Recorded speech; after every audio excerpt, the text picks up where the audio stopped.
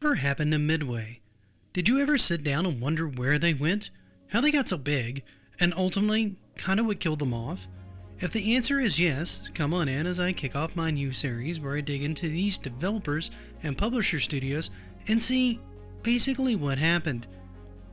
Hey guys, welcome to the channel and my brand new series I'm starting. In this new series I'm going to dive into some old game developers, most of which now are totally defunct in this day and age.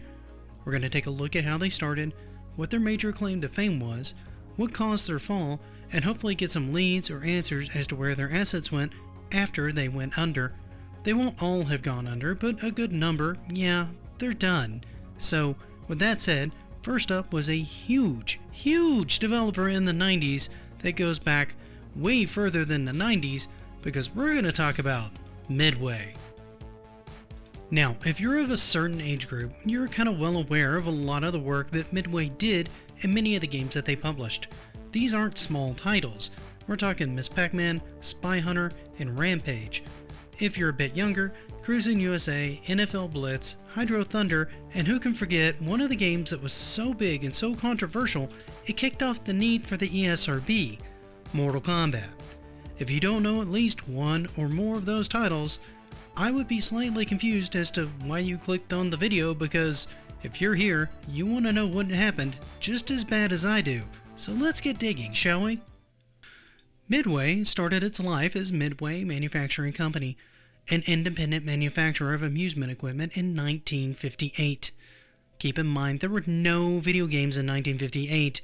People mostly played airgun games, light gun games, using light-sensing vacuum tubes, and things like pinball machines.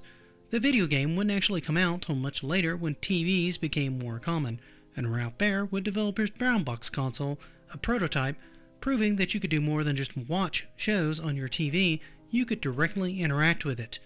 Midway was very successful in their own right, but would eventually be bought out by Bally.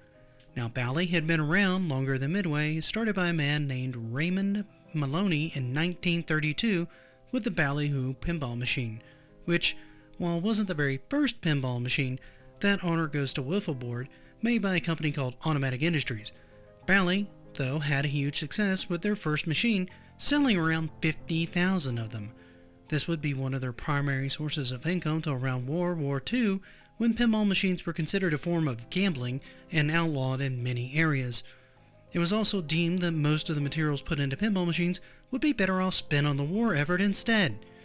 So they shifted into making airplane parts and munitions for the war effort, which kept them afloat during a time where the pinball industry was effectively on hiatus. Once the war was over, Bally began to work again this time, working in on slot machines, again coming up with an electromechanical slot machine that would revolutionize Vegas casinos.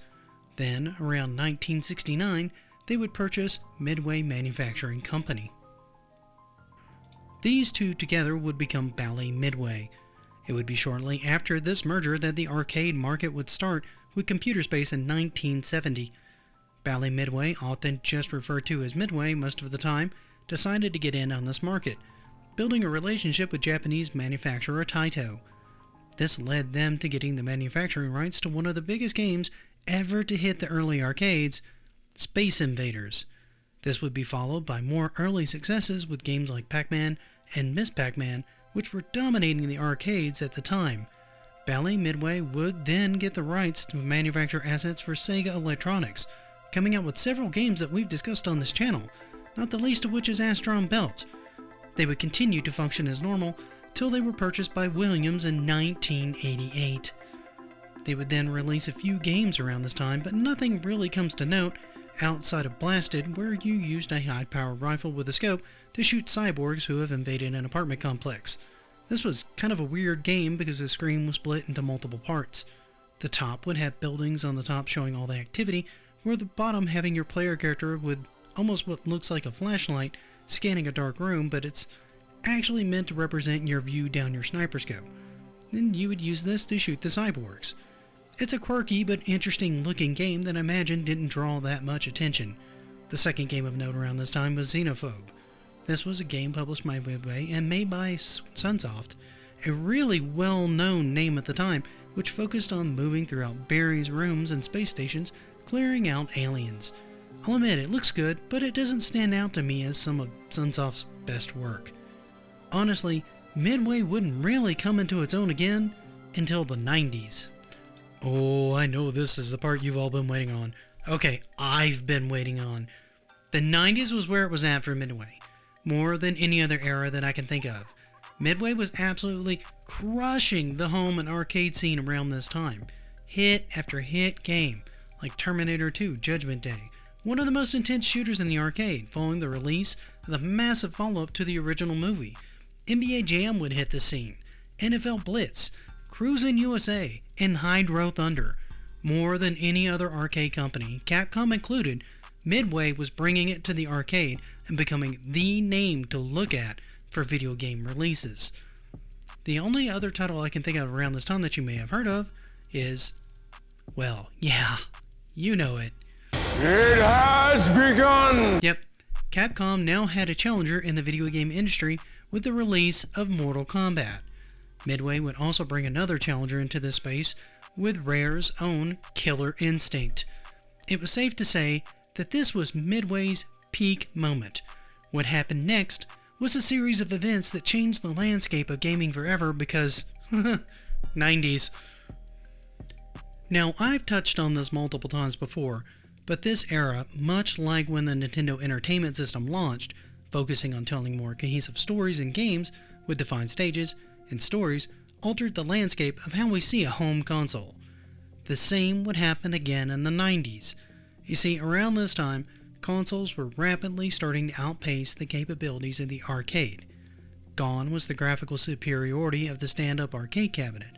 On top of this, they offered deeper gameplay experiences, voice actors, and higher-end music. In short, the video game industry was seeing a new surge of growth and maturity. Because of this growth in the console market and the change in gaming tastes, the arcade scene began to see a decline. The demand for large seated arcade cabinets was dropping as well as the desire to play light gun games on a stand-up cabinet. People no longer wanted to spend their money in a loud, public arcade when they could simply buy a game for $40 and get upwards of 50 hours or more of gameplay for a fraction of the cost that would take them the same time to get there in the arcades. Midway saw this happening and by 2001 had closed their arcade division entirely due to the drop in interest. Midway would start to make moves to adjust to the new focus on the console games, but overall seemed ill-equipped to deal with this kind of development. Their bread and butter had always been the arcade space, and the games pulled onto consoles were pretty much ports of those kinds of games. The issue was that the market grew, and the tastes had moved away from even that at the home. Simple ports wouldn't work anymore, and they couldn't rely on people experiencing them in the arcade and wanting them at home as well. They had to rethink how they approached development. Josh Sui, an artist at Midway, stated that the company actively encouraged competition inside the company, trying to entice everyone to outdo one another, saying everyone was in this Lord of the Flies style management or lack of management. It was highly competitive. There were rivalries, and it showed through all the games. Everyone had personality. Now, this had worked well for them in the past with small teams or individuals working on games, but modern games needed more structure and bigger teams. Midway was not very well equipped to make this adjustment and started to struggle. This wouldn't have been a problem had they entered the developing for consoles sooner than they did, and they would have had more time to soak this change in approach and philosophy. However, they pressed on starting to acquire more and more independent studios in an effort to strengthen its market share, picking up Surreal Studios, known for games like Dracon, and Paradox Studios, known for, well, nothing that I actually really recognized. These were small studios without big hits, but it gave Midway more teams to use in development as they came up with a plan of how to tackle the decline of the arcade and the rise of the console market. Despite all this, Midway continued to lose money, and by 2006 through 2007 lost somewhere between $77 million up to $100 million, but wasn't out yet. They continued to finance the business with debt offerings and credit arrangements.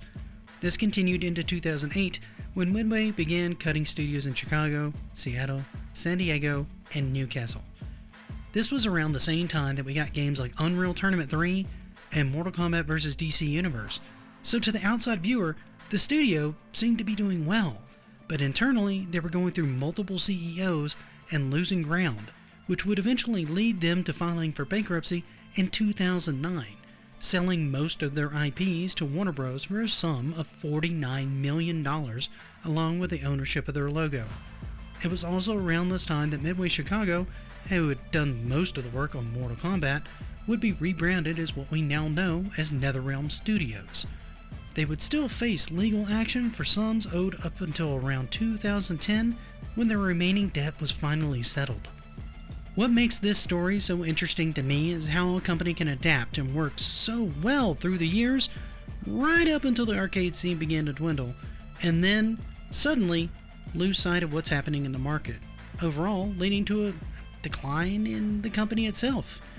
In this case, some new management lured from other studios that were more used to the longer and more detailed development timelines, and a focus shift from the arcade to the console a little earlier in the company's life could have saved this company. However, their lack of foresight into how the market was evolving led them to trying to adapt at an almost breakneck pace. And with any corporate culture, it can take years and years to adjust internally once a problem like this has been realized without radical changes.